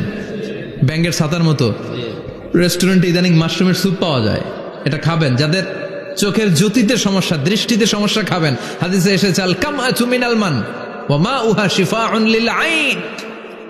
মাশরুম হলো মান্না সালোয়ার মতো খাবার। মাশরুমের স্যুপ যারা খাবে, চোখের জ্যোতি যাদের কম, তাদের চোখের জ্যোতি বাড়িয়ে দিবে কে? বুখারীর বর্ণনা, কানা রাসূলুল্লাহ ইউহিব্বুল হালাওয়া ওয়াল আসাল। বিশ্বনবী মিষ্টান্ন খেতে বড্ড পছন্দ করতেন, আবার বিশ্বনবী বেশি বেশি মধু খেতে পছন্দ করতেন। সুবহানাল্লাহ। কোরআনে দুইটা জিনিসের ক্ষেত্রে আল্লাহ শিফা যোগ করেছেন, যে দুইটা জিনিসের সাথে সম্পৃক্ত হলে শিফা। এক হচ্ছে কোরআন পড়লে শিফা, অনুনাজ্জিলু মিনাল কোরআনি মা হুয়া শিফা। আবার কোরআনে এই আয়াতের ক্ষেত্রে বলা হয়েছে শিফা ফিহি শিফাউন লিন্নাস। এজন্য সাইয়েদানা ইবনে মাসউদ এই উম্মাকে উদ্দেশ্য করে বলেছেন, আলাইকুম বিশিফাইন, তোমাদের উচিত দুইটা জিনিস থেকে শিফা নেয়া। এক হলো কোরআন, দুই হলো আসাল মানে মধু। কোন সুবহানাল্লাহ। কোরআন তেলাওয়াত করলে অসুস্থরে সুস্থ করে দেয় কে? সূরা ফাতিহা তেলাওয়াত করলে অসুস্থকে সুস্থ বানিয়ে দেয় কে? আবার মধু খেলে সুস্থ বানিয়ে দেয় কে? মধু খেয়ে প্রশংসা করবেন কার? নাকি মধু হই হই বিষাবাইলা বলবেন এগুলো কখনো? খাঁটি মধু খেতে হবে। খাঁটি মধু চিনার উপায় হচ্ছে এটাতে পিঁপড়া জমে না, এটা ফ্রিজে রাখলে জমাট বাঁধে না, এটাতে দুর্গন্ধ হয় না। এক গ্লাস পানির মধ্যে এক ড্রপ মধু ছেলে দিলে এটা পানির সাথে না মিশে একেবারে নিচে চলে যায়। খাঁটি মধু খেতে হবে। তাহলে ফিহি শিফাউন লিন্নাস, কত কিছু দিয়ে যে আল্লাহ এটাকে সমৃদ্ধ করেছেন। এটার মধ্যে গ্লুকোজ আছে, এটার মধ্যে সুক্রোজ আছে, ফ্রুক্টোজ আছে, প্রোটিন আছে, মিনারেলস আছে, ক্যালসিয়াম আছে, ভিটামিন আছে। খাইলেই শরীর গরম হয়ে যায়। সুবহানাল্লাহ। এজন্য শীতকালে বেশি বেশি খাবেন, জাম্পাল লাগবে না। শীতকালে মধু খেয়ে রাত্রেবেলায় বের হবেন, আর মাফলার পেঁচিয়ে বেরোয়া লাগবে না। সুবহানাল্লাহ পড়েন। তার মানে আল্লাহ বললেন ইয়াসিন ওয়াল কোরআনিল হাকিম, প্রজ্ঞাময় বিজ্ঞানময় কোরআনের কসম। কোরআনের ভেতরে বিজ্ঞান আছে না নাই? বিজ্ঞানের কথা এই তো শুরু করলাম, আজকে সারা রাত বিজ্ঞানের কথা বলবো। থাকবেন কতক্ষণ? হ্যাঁ, স্লোগান দেন লিল্লাহি তাকবীর। এরপরে আল্লাহ বললেন গোলাম ওয়া ইন্না লাকুম ফিল আনআমি লাইবরা, প্রাণীকুলের দিকে নজর করে তাকাও। প্রাণীকুলের মধ্যে আমি তোমাদের জন্য নিদর্শন রেখেছি। নুসকিকুম মিম্মা ফি বুতুনিহি, এই প্রাণীকুলের পেট থেকে একটা চমৎকার জিনিস আমি বের করে দেই, এটার নাম হচ্ছে দুধ। এটা কি? দেখেন, একই আয়াতের মধ্যে আল্লাহ মধুর কথাও বললেন, আবার দুধের কথাও বললেন। দুধটা কিভাবে হয়, উৎপন্ন হয়, মধু কেমনে হয়, ইঞ্চি ইঞ্চি কথা এই কোরআনের ভেতরে তুলে ধরলেন কে? আল্লাহ বললেন মিমবাইনি ফারসিউ ওয়া দামিল লাবানা, গোবর আর রক্তের মাঝখান দিয়ে আমি দুধ বের করি। সুবহানাল্লাহ পড়েন। আমরা যাই এই গাভীর ওলান টানা শুরু করি সকালবেলা বিসমিল্লাহ বলে, কিন্তু কেমনে যেটা আসে ওইদিকে নজর নাই। ডাকাত বিসমিল্লাহ বলে শুরু করে না, দুধ খাই আলহামদুলিল্লাহ পড়েন, আছে না নাই? আল্লাহ বলেন মেকানিজমটা শোনো কেমনে আমি খাওয়াই। আল্লাহ বললেন মিমবাইনি ফারসি ওয়া দামিল লাবানা, গোবর আর রক্তের মাঝখান দিয়ে আমি দুধ বের করে দেই। সুবহানাল্লাহ। গরু যে ঘাস খায়, এই ঘাস থেকে রক্ত হয় আর গরুর গোবর হয়। পেটের একদিকে থাকে গোবর, আরেক দিকে থাকে রক্ত। রক্ত দুর্গন্ধ, গোবরও দুর্গন্ধ। রক্তও নাপাক, গোবরও নাপাক। এই দুই নাপাক আর দুর্গন্ধের মাঝখান দিয়ে সুগন্ধযুক্ত দুধ বের করে দেয় কে? আল্লাহ বললেন মিমবাইনি ফারসি ওয়া দামিল লাবানা, গরু যে খাবারগুলো খায় ওই খাবারের এক পাশ দিয়ে গোবর হয়ে যায় আর এক পাশ দিয়ে রক্ত হয়ে যায়, মাঝখান দিয়ে দুধ বের করে দেয় কে? What a amazing mechanism of discharging milk from animal's body. What a amazing mechanism. একদিক দিয়ে গোবর দুর্গন্ধ, আরেক দিক দিয়ে ঘাস খাওয়ার কারণে রক্ত হয়, মাঝখান দিয়ে দুধ বের হয়ে যায়। সুবহানাল্লাহ। আবার বাছুর ছাড়া দুধ পাওয়া যায় না। গাভী আছে কার কার? হাত তোলেন তো। বাছুর ছাড়া দুধ পাওয়া যায়? শুধু গাভী, বাছুর নাই, দুধ আসবে? আবার এই যে বিশাল বড় ওলান, 20 কেজি দুধ দেয় প্রতিদিন, এই ওলান কাটলে দুধ পাওয়া যায়? এক ফোঁটা দুধও ওলানটা কেটে টুকরা টুকরা করলে আপনি পাবেন না। এটা আলাদা মেকানিজম। এটা ভিতর থেকে একটা নির্যাস, বাছুর নিয়ে দুইটা ঢু মারবেন, ওই নির্যাস দিয়ে দুধ বেরোতে থাকবে গোবর আর রক্তের মাঝখান দিয়ে। চিৎকার করে পড়েন আল্লাহু আকবার। এজন্য বিশ্বনবী বলতেন বেশি বেশি দুধ খাও। দুধ হলো সুষম খাদ্য। পৃথিবীতে আবিষ্কৃত যত খাবার আছে, দুধের চাইতে ভালো খাবার আছে নাকি? কথা কন। মানুষ পানি খেয়ে 3-4 দিন বাঁচে জানেন, আর পানির মধ্যে লবণ দিলে 7-8 দিন বাঁচতে পারবেন। আর দুধ পাইলে আজীবন বাঁচবেন। দুধ খেয়ে যদি হজম করতে পারেন, দুধ খেয়ে হজম করতে পারলে আজীবন বেঁচে যাবেন। সুষম খাদ্য। বিশ্বনবী যে রাতে মেরাজে যাবেন, সিদরাতুল মুনতাহা পার হওয়ার পরে বিশ্বনবীর পরীক্ষা শুরু হলো। বিশ্বনবীকে বুখারীর বর্ণনা 3টা গ্লাস দেয়া হলো। কাদাহ ফিহি লাবান, এক গ্লাসের মধ্যে দুধ ছিল, ওয়া কাদাহ ফিহি আসাল, আর এক গ্লাসের মধ্যে ছিল মধু। আর এক গ্লাসের মধ্যে ছিল মদ। কাদাহুন ফিহি খামার। বিশ্বনবীকে 3টা গ্লাস দিয়ে বলা হলো, নবী চুজ করেন কোনটা নেবেন। এক গ্লাসে মধু, আরেক গ্লাসে দুধ, আরেক গ্লাসের মধ্যে বিশ্বনবীকে দেয়া হলো মদ। বিশ্বনবী বললেন যে এই গ্লাসের ভেতরে দুধ আছে, আমি ওই পেয়ালাটা নিলাম। সাইয়েদনা জিব্রাইল বললেন, ইয়া রাসূলুল্লাহ আখাস্তাল ফিতরা, আপনি যেমন নিছেন তেমন। সুবহানাল্লাহ কইবেন না? বিশ্বনবী দুধ খেতে পছন্দ করতেন, আর বিশ্বনবী বলতেন আলাইকুম বি আলবানিল বাকার, বেশি বেশি গরুর দুধ খাবা। ফাইন্নাহা তুরাম্মু মিনাল আশজার, কেননা এটা সবুজ লতা পাতা ঘাস পাতার নির্যাস। গরু কি খায়? ঘাস খায় না? এই ঘাসের নির্যাস হচ্ছে দুধ। বিশ্বনবী বলতেন বেশি বেশি দুধ খাবা। ফিহি শিফা, এর মধ্যে শিফা আছে। ফি লাবানিহা শিফা ও লুহমিহা দা, গরুর দুধে আছে শিফা, গরুর গোশতের মধ্যে আছে রোগ। সুবহানাল্লাহ কোন? কত বড় ফিলোসোফার বিশ্বনবী। বিশ্বনবী বলে গিয়েছেন গরুর দুধ বেশি খাও, কিন্তু গোশ বেশি খাইও না। আর আমরা গরুর গোশ পাইলে কোপায় ফেলাই। সাদা ভাত আর ঝাল গরুর মাংস যদি হয়, ওই যে অনেকের জিহ্বায় পানি চলে আসছে। সুবহানাল্লাহ কইবেন না? বিশ্বনবী বলতেন দুধ খাও, গোশ খাইও কম। গরুর গোশত কম খাবা, গরুর দুধ বেশি খাবা, সুস্থ রাখবে কে? আল্লাহ। আবার বিশ্বনবী মায়েদেরকে বলেছেন, ও মায়েরা, সন্তান হওয়ার পরে 2 বছর দুধ খাওয়াবা। আল্লাহু আকবার। والوالدات يرضعن أولادهن حولين كاملين لمن أراد أن يتم الرضاعة। সন্তান যারা পেয়েছো মায়েরা বোনেরা, 2 বছর দুধ খাও, সন্তানদের সুস্থ রাখবে কে? আল্লাহ। বাচ্চা ডেলিভারির পরপরই আল্লাহ তাআলা মায়ের বুকে একটা দুধ দেয়, এটাকে বলে শাল দুধ। এটা হচ্ছে বাচ্চার জীবনের প্রথম প্রাকৃতিক টিকা। সুবহানাল্লাহ কয় না? এটা বেবির জীবনে ন্যাচারাল প্রাকৃতিক টিকা, প্রতিষেধক আল্লাহ দিয়ে দিয়েছে। আপনার বাচ্চাকে টিকা দিন, স্লোগান আছে না? 5টা 7টা টিকা দেওয়া লাগে, প্রথম টিকাটা আল্লাহ নিজেই ফ্রি দিয়ে দিছে। এটা শাল দুধের ভেতরে পাওয়া যায়। এজন্য বাচ্চাকে শাল দুধ খাওয়াতে হবে, তার ব্রেনের গ্রোথ হবে, সে শক্তিশালী হবে, সে দেশপ্রেমিক হবে, সে আল্লাহওয়ালা হবে। চিল্লা এখন ঠিক কিনা? যে মায়েরা বাচ্চারে দুধ খাওয়ায়, ওই বাচ্চারা মায়েরে ভালোবাসে বেশি। আর যেই মা গুলো বাচ্চারে দুধ না খাওয়ায় আর ডানু খাওয়ায়, আর কি কি আছে? হরলিক্স আর সিরালেক, কমপ্লেট। যারা এগুলো খাওয়াবে, ডানু খাওয়াবে, যারা ল্যাকটোজেন খাওয়ায়, যারা বুকের দুধ খাওয়াতে চায় না কোনো কারণ ছাড়া, 2 বছর বাচ্চারে দুধ দিতে চায় না, এই বাচ্চাগুলো বড় হলে ওই মারে বৃদ্ধাশ্রমে দিয়ে আসবে। কথা কন, কথা কন। এজন্য মায়েরা, বোনেরা, সন্তান হলেই তাকে বুকের দুধ দিয়ে আল্লাহর পক্ষ থেকে যে টিকাটা, এই টিকাটা পেটের ভেতরে ঢুকায় দিতে হবে। চিল্লা এখন ঠিক কিনা? এটা হচ্ছে ন্যাচারাল টিকা। এজন্য আল্লাহ বললেন ইয়াসিন ওয়াল কোরআনিল হাকিম। ইয়াসিন, বিজ্ঞানময় কোরআনের শপথ। কোরআনের মধ্যে বিজ্ঞান আছে না নাই? অভাব নাই। কয়টা শুনবেন? আল্লাহ কসমোলজির কথা বলেছে, অ্যাস্ট্রোলজি কথা। কসমোলজি হচ্ছে সৃষ্টি তত্ত্ব। কসমোলজি কি? সবাই বলেন কসমোলজি কি? আল্লাহ বললেন আওয়ালাম ইয়ারাল্লাযীনা কাফারু আন্নাস সামাওয়াতি ওয়াল আরদা কানাতা রাতকান ফাফাতাকনাহুমা। কাফেররা কি দেখে না মহাবিশ্বের সব কিছু একসাথে মিলে ঝিলে ছিল, বিশাল এক বিস্ফোরণের মাধ্যমে আমি মহাবিশ্ব তৈরি করেছি। সুবহানাল্লাহ। আদিতে, শুরুতে কিন্তু সব আকাশ, বাতাস, জমিন, চন্দ্র, সূর্য, নক্ষত্র, গ্রহ, নিহারিকা পুঞ্জ, গ্যালাক্সি, ব্ল্যাক হোল, সবকিছু মিলেমিশে একসাথে ছিল। এটার ঘনত্ব ছিল খুব বেশি। মহাবিশ্বের সবকিছু ছিল একটা বিন্দু।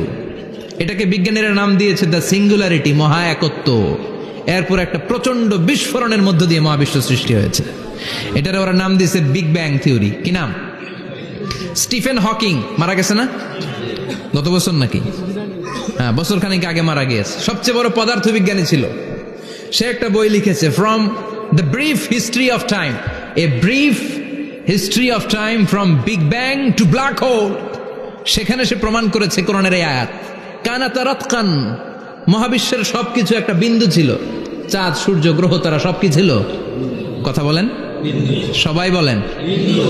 একটা মাত্র বিন্দু ছিল। আল্লাহ বলেন, don't the disbeliever observe that the heavens and earth were joined together, then I separated with a gigantic sound, explosion. সব একসাথে ছিল, চাঁদ তারা আকাশ নদী নালা সব একসাথে। তারপরে একটা বিকট বিস্ফোরণের মধ্য দিয়ে পৃথিবী হয়েছে, এ চাঁদ হয়েছে, চন্দ্র হয়েছে, সূর্য হয়েছে, মহাবিশ্বের সবকিছু এই মহাবিস্ফোরণের মধ্য দিয়ে হয়েছে। চিৎকার করে পড়েন আল্লাহু আকবার। এই যে ছোট্ট পৃথিবীতে আমরা বসে আছি, এই পৃথিবীর চেয়ে সূর্য 13 লক্ষ গুণ বড়। চিল্লায় পড়েন আল্লাহু আকবার। এটা কি বাড়ির কাছের কথা? 13 লক্ষ গুণ বড়, কল্পনা করা যায়?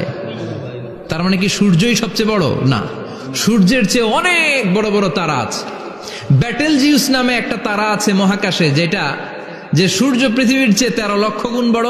এই ব্যাটেলজিউস তারা সূর্যের চেয়ে 33 কোটি গুণ বড়। এই ব্যাটেলজিউস তারাটাই কি সবচেয়ে বড়? না, এর চেয়েও কত বড় তারা যে আছে কোনো হিসাব নাই। এরকম বিশাল বিশাল তারা ঘুরতে ঘুরতে মাওয়াকিউন নুজুম, ব্ল্যাক হোল নামে একটা রেঞ্জ আছে। এই রেঞ্জের মধ্যে যদি ঢুকে যায়, ছোট্ট বাচ্চার মুখে চকলেট দিলে বাচ্চা যেমনি চকলেট চুষে খেয়ে ফেলে, এই বিশাল বিশাল তারাগুলো ব্ল্যাক হোলের মধ্যে ঢুকলে এক মুহূর্তের মধ্যে নিঃশেষ হয়ে যায়। চিল্লায় পড়েন আল্লাহু আকবার। এজন্য আল্লাহ বললেন ফালা উকসিমু বিমাওয়াকিউন নুজুম, এই তারকা নিঃশেষ হওয়ার যে জায়গাটা, এই জায়গার কসম আমি কোরআনের মধ্যে খেলাম। এই ব্ল্যাক হোলের রেঞ্জের ভেতরে তারা আসলে মুহূর্তের মধ্যে নিঃশেষ বানিয়ে দেয় কে? একটা তারার চেয়ে আরেকটা তারা বড়। এরকম হাজার কোটি তারা মিলে আমাদের গ্যালাক্সি। এই গ্যালাক্সির নাম হচ্ছে মিল্কি ওয়ে। কি নাম? আমাদের গ্যালাক্সির নাম কি? সবাই বলেন তো। Milky way. কি নাম? এরকম একটা গ্যালাক্সি না, লক্ষ কোটি গ্যালাক্সি আছে। আমাদের গ্যালাক্সির পরে সবচেয়ে কাছের গ্যালাক্সির নাম অ্যান্ড্রোমেডা। কি নাম? এই অ্যান্ড্রোমেডা গ্যালাক্সি আমাদের গ্যালাক্সি থেকে 2.5 মিলিয়ন লাইট ইয়ার দূরে, মানে 25 লক্ষ লাইট ইয়ার। সুবহানাল্লাহ কইবেন না? আলোর গতি হচ্ছে পৃথিবীতে সবচেয়ে বেশি বর্তমান সময় পর্যন্ত, জানেন? সেকেন্ডে কত মাইল? 1,86,000 মাইল। এক সেকেন্ডে আলো ছুটে 1,86,000 মাইল বেগে। এত বেগের কোন প্লেন বা রকেট নিয়ে যদি আপনি আমাদের গ্যালাক্সি থেকে মিল্কি ওয়ে থেকে অ্যান্ড্রোমেডাতে যেতে চান, তাহলে আপনার 25 লক্ষ বছর লেগে যাবে। সুবহানাল্লাহ বাড়িতে যায় বললেন। এরপর আল্লাহ বললেন ওয়াস-সামাআ বানাইনাহা বিআইদিন ওয়া ইন্না লামুসিউন, আকাশ আমি বানালাম, গ্যালাক্সি আমি বানালাম, বানানোর পর থেকে সবগুলোর আমি প্রশস্ত করতে শুরু করে দিলাম। সব ছিল ক্ষুদ্র, একটা বিন্দুর মধ্যে আমি বিস্ফোরণ করলাম একটা আওয়াজ দিয়ে। আওয়াজটা ছিল কুন। আওয়াজটা ছিল কি? জোরে কন, আবার কন। কুন ফায়া ইন্নামা আমরুহু ইযা আরাদা শাইআন আন ইয়াকুলা লাহু কুন ফায়াকুন। আল্লাহ যখন কিছু করতে চান শুধু বলেন কুন, শুধু বলেন বি। কুন মানে বি, ইট ওয়াজ, এটা হয়ে যায়। হাও বলতে দেরি। এই মহাবিস্ফোরণের নেপথ্যে যে শব্দটা ছিল সেটা ছিল কুন। সেটা ছিল কি? আল্লাহ কুন বলতে দেরি, মুহূর্তের মধ্যে বিগ ব্যাং, বিশাল এক্সপ্লোশন, তারপর থেকে মহাবিশ্ব ছড়াচ্ছে। আল্লাহ বলছেন এই কোরআনের ভেতরে বলে দিয়েছেন ওয়া ইন্না লামুসিউন, আমি এই মহাবিশ্বকে, এই গোটা ইউনিভার্সকে আমি প্রতিনিয়ত সম্প্রসারিত করছি। প্রতিনিয়ত এটা বড় হচ্ছে, সম্প্রসারিত হচ্ছে। চিল্লায় বলেন আল্লাহু আকবার। আজ থেকে মাত্র 20 বছর আগে এটা তারা আবিষ্কার করেছে। এটা কোন সাল? 2000। 20 বছর পেছনে গেলে কত? 1998, তাই না? এই 1998 সালে তারা আবিষ্কার করেছে সুপারনোভা কসমোলজি প্রজেক্ট। এই সুপারনোভা কসমোলজি প্রজেক্টে তারা এই সিদ্ধান্তে এসেছে যে মহাবিশ্ব কোন নামক এক বিস্ফোরণের পর থেকে যে সম্প্রসারিত হচ্ছে, আজ পর্যন্ত এটা শুধু বাড়ছে আর বাড়ছে, অ্যাক্সেলারেটিং হচ্ছে, এক্সপান্ডিং হচ্ছে, এটা কমছে না। কিয়ামত পর্যন্ত এটা বাড়তেই থাকবে। চিৎকার করে পড়েন আল্লাহু আকবার। এজন্য আল্লাহ বললেন ইয়াসিন ওয়াল কোরআনিল হাকিম, বিজ্ঞানময় প্রজ্ঞাময় কোরআনের শপথ। এই কোরআনের ভেতরে আমি কসমোলজির কথা বলেছি, অ্যাস্ট্রোলজির কথা বলেছি, জিওলজির কথা বলেছি, ফিজিক্সের কথাও বলেছি। সুবহানাল্লাহ। ফিজিক্স মানে কি? পদার্থ। পদার্থের সবচেয়ে বড় উপাদান হচ্ছে লোহা। লোহার কথা কিন্তু কোরআনে নাই। আছে? কই আছে? হ্যাঁ, সূরাতুল হাদিদ, লোহার নামে একটা সূরাই দিয়েছে আল্লাহ কোরআনে। সুবহানাল্লাহ পড়বেন না? সূরার নাম সূরাতুল হাদিদ। সূরার নাম কি? চিল্লায় বলেন সূরার নাম সূরাতুল হাদিদ। হাদিদ মানে লোহা। আল্লাহ বললেন ওয়া আনজালনাল হাদিদা ফীহি বা'সুন শাদীদ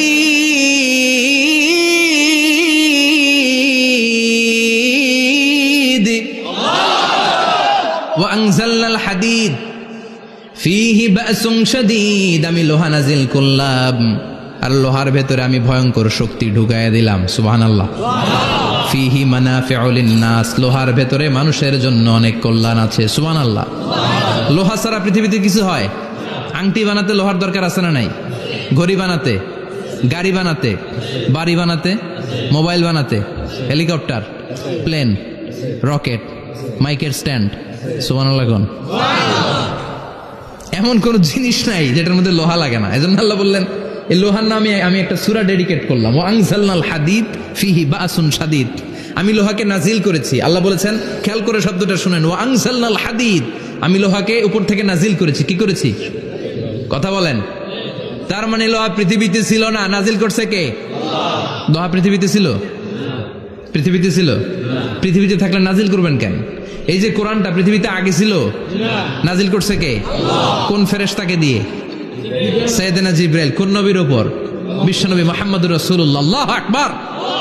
তার মানে ওহী পৃথিবীতে ছিল না, আল্লাহ উপর থেকে নাজিল করেছেন। নুজুল মানে উপর থেকে নিচের দিকে আসা। এই নুজুল শব্দ ব্যবহার করে আল্লাহ বললেন, ওয়া আনজালনাল হাদিদ, লোহাকে আমি নাজিল করেছি। তার মানে লোহা পৃথিবীর উপাদান নয়, লোহা এসেছে উপর থেকে। কোন সুবহানাল্লাহ। বিজ্ঞানীরা, পদার্থবিদ যারা গবেষণা করে এটাই পেয়েছেন, লোহা আসলে পৃথিবীর না। লোহা পৃথিবীতে উৎপাদন করা হয় নাই। লোহার যে মলিকিউল, অণু আছে, লোহার একটা অণু তৈরি করার মতো ক্ষমতা পৃথিবীর নাই। ইভেন এই সৌরজগতের কোনো কিছুর নাই। সূর্যের তাপেও লোহা তৈরি হতে পারে। লোহার ছোট্ট একটা অণু তৈরি করতে কমপক্ষে 1 কোটি ডিগ্রি সেলসিয়াস তাপের প্রয়োজন হয়। তার মানে এটা পৃথিবীর কোনো উপাদান নয়, এটা আনজালনাল হাদিদ। আল্লাহ বলেন, মহাবিস্ফোরণের কারণে গলিত অন্য কোন তারার ভেতর থেকে লোহার উপাদান আমি পৃথিবীর ভিতরে এনে ঢুকিয়ে দিয়েছি। তার মানে পদার্থের কথা কোরআনে আছে না নাই? সুবহানাল্লাহ কইবেন না? এরপরে বায়োলজির কথা আছে না নাই? বায়োলজিক্যাল অ্যাসপেক্ট অফ মাউন্টেন্স, কেমন করে পাহাড়ি রেঞ্জ তৈরি হলো, আছে না নাই? ওয়াজআলনাল জিবালা আওতাদা, পাহাড়কে আমি পেরেক মেরে দিয়েছি। ওমিয়া কাঠের ভেতরে যখন পেরেক মারেন, পেরেকের বেশিরভাগ অংশ কাঠের ভেতরে ঢুকে যায়, উপরে দেখা যায় সামান্য, ঠিক কিনা? তো লোহা যদি আল্লাহ পেরেক মারেন, উপরে যা দেখা যায় এটা সামান্য, আসল পাহাড় তো মাটির নিচে। সুবহানাল্লাহ কইবেন না? আসল পাহাড় কোথায়? পেরেক যদি কাঠের মধ্যে ঢুকিয়ে দেন, পুরো পেরেকটা কাঠে ঢুকে যায় না? উপরে দেখা যায় কদ্দুর? সামান্য। পাহাড়ের যা আপনি দেখেন এটা তো পেরেকের মাথা। পুরো পাহাড়টা আল্লাহ জামিনের ভেতরে গেড়ে দিয়েছেন। চিল্লায় পড়েন আল্লাহু আকবার। আবার আল্লাহ বললেন, অমিনাল জিবালি জুদাদুম বিদু ওয়া হুমরুম মুখতালিফুন আলওয়ানু, আছে না নাই? ওয়া গারাবিবু সুদ, আল্লাহ বলেন নানা রঙের পাহাড় পর্বত মহাবিশ্বে আমি তৈরি করেছি। কোন পাহাড় হচ্ছে রক্তিম বর্ণের, কোন পাহাড়কে বানিয়েছি আমি কৃষ্ণ বর্ণের, কোন পাহাড়কে বানিয়েছি আমি শুভ্র বর্ণের, কোন পাহাড়ের রং কালো, কোনটা সাদা, কোনটা নীল, আছে না নাই? মহাবিশ্ব যখন তৈরি হয়েছে, পৃথিবীর মধ্যে 7টা টেকটনিক প্লেট তৈরি হয়েছে। 7 tectonic plates create the mountain range on earth. পৃথিবীতে এই পাহাড় তৈরির কারণ হচ্ছে 7টা প্লেট। এগুলোর 7 টেকটনিক প্লেট বলে। এই প্লেটগুলোর কারণে পৃথিবীতে এই রং বেরঙ্গের পাহাড় তৈরি হয়েছে। কত রঙের যে পাহাড় আছে। আরব বিশ্বে পাথরের পাহাড়, বাংলাদেশে মাটির পাহাড়, ব্রুনাই, সিঙ্গাপুর, ইন্দোনেশিয়াতে যদি যান আরেক ধরনের পাহাড়। চায়নার একটা শহর আছে গানজু সিটি, কি নাম? এই গানজু সিটিতে একটা পাহাড় আছে রেইনবো মাউন্টেন। ওখানে 7 রঙের পাহাড় পাওয়া যায় এক জায়গায়। সুবহানাল্লাহ কইবেন না? রেইনবো মানে কি? রংধনু। রংধনুর কয় রং? কথা কন। ছোটবেলা আমরা মুখস্থ রাখতাম, বেনিয়া সহকলা, বেতে বেগুনি, নিতে নীল, আতে আসমানি, শতে সাদা, হতে হলুদ, কতে কালো, লাতে লাল। সুবহানাল্লাহ নাই? মনে রাখার কি অসাধারণ পদ্ধতি। তো এই রেইনবো মাউন্টেন, রংধনুর 7 রঙের পাহাড় এক জায়গায় পাওয়া যায়। এখানে সাদা পাহাড়, এখানে সবুজ পাহাড়, এখানে নীল পাহাড়, ওখানে লাল পাহাড়, এখানে কালো পাহাড়। এই চায়নার গানজু সিটিতে আল্লাহ তাআলা 7 রঙের পাহাড় এক জায়গায় রেখেছেন। চিৎকার করে বলেন আল্লাহু আকবার। তার মানে বায়োলজির কথাও কোরআনের ভেতরে আছে না নাই? এরপর আল্লাহ বললেন, কেমন করে আকাশ থেকে আমি পানি নাজিল করে, এটাও কোরআনে আছে না নাই? আমরা ছোটবেলা পড়েছি ওয়াটার সাইকেল, হাইড্রোলজিক্যাল সাইকেল। কেমন করে সূর্যের তীব্র তাপ সাগর থেকে পানিকে জলীয় বাষ্প করে উপসে নেয়, উপরে নিয়ে সেটাকে পুঞ্জীভূত করে দেয়, ঘনীভূত করে দেয়, মেঘ হয়ে যায়, সেখান থেকে ঝিরিঝিরি ঝিরিঝিরি বৃষ্টি পড়ে, আছে না নাই?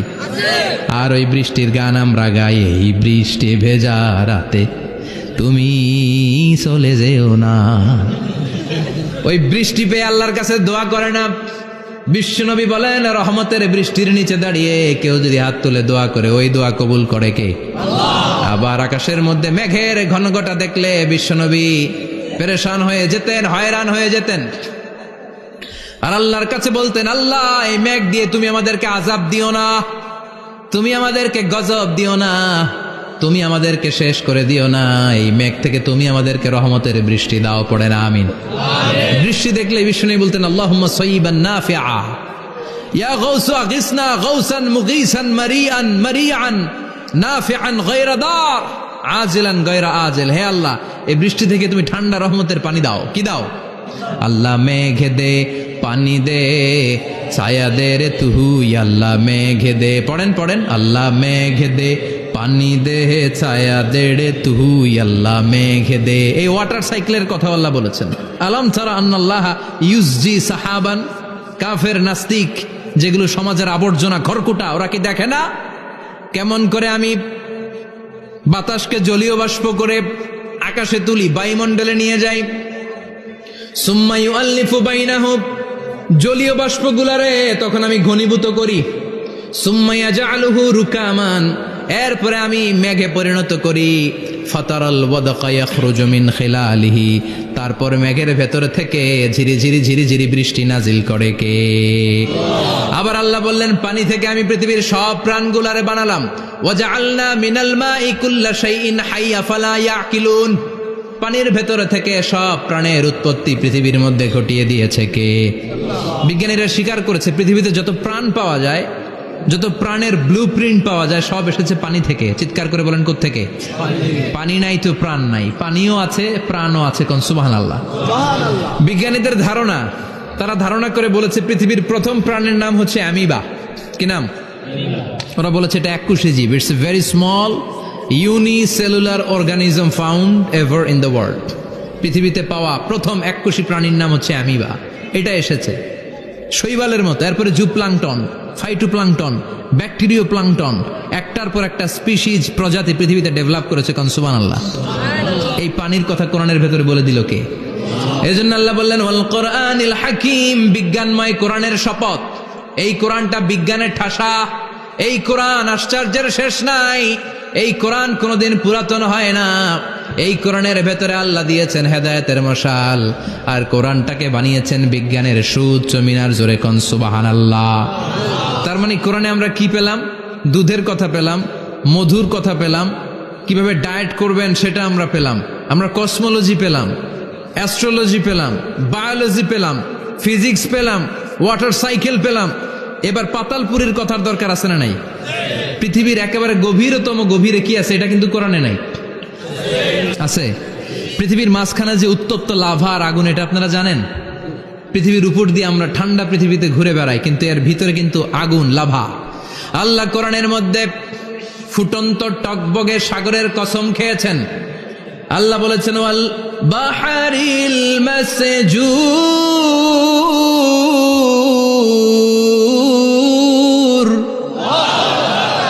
আমি কোরআনের ভেতরে ফুটন্ত টকবগে সাগরের পানির কসম খেলাম। পড়েন সুবহানাল্লাহ। সাগরের পানির ফুটন্ত টকবগে সাগরের পানির কসম। সাগরের পানি আবার ফুটন্ত হয় কি করে? পানি কি হয়? ঠান্ডা। পানি কি? কথা বলেন। আল্লাহ পৃথিবীর ভেতরকার কথা চিন্তা করে বলেছেন, ওয়াল বাহরিল মাসজুর। ইউনাইটেড স্টেটস অফ আমেরিকার নেভাল একাডেমির সায়েন্টিস্টরা এই আয়াতের উপর রিসার্চ করেছে যে সাগরের ভেতরে আবার এই ঠান্ডা পানির ভেতরে আবার উত্তপ্ত আগুনের লাভা আসলো কোত্থেকে। রিসার্চ করার জন্য তারা সাগরের ভেতরে পাইপ ঢুকিয়েছে।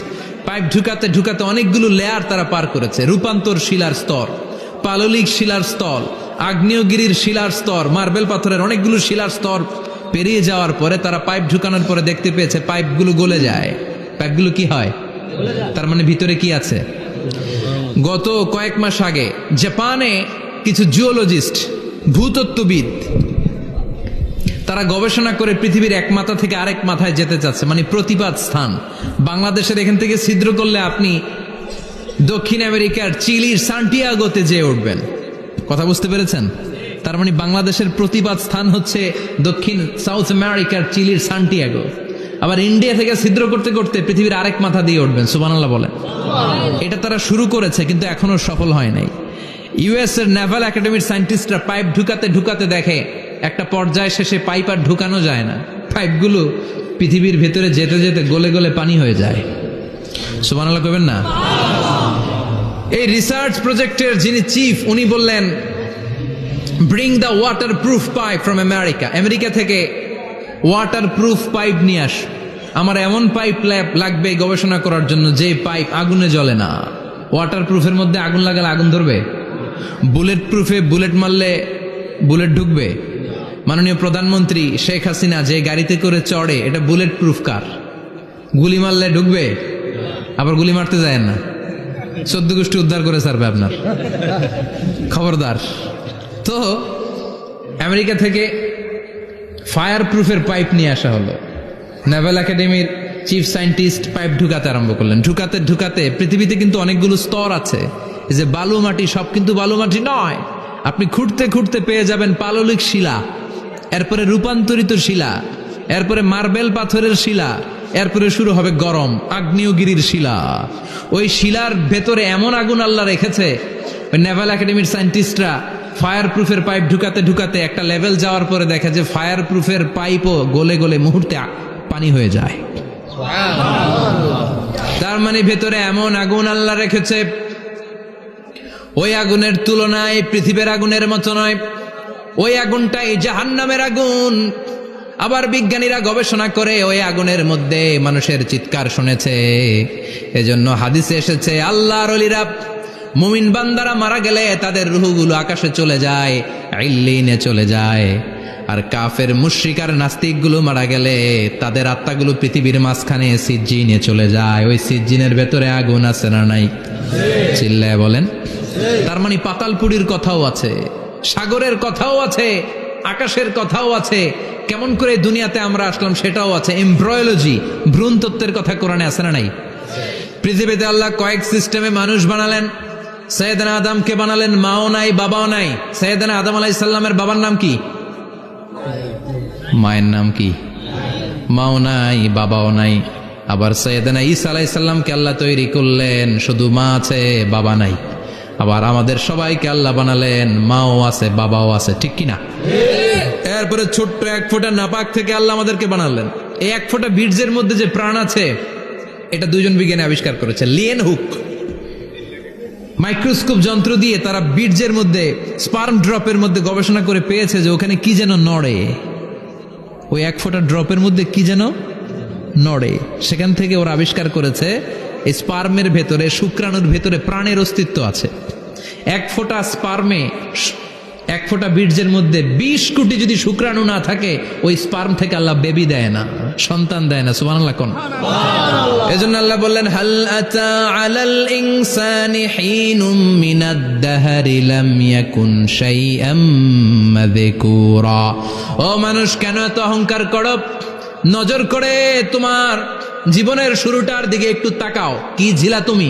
1 ফোঁটা নাপাক পানি, একটা স্পার্ম ড্রপ থেকে এসেছো।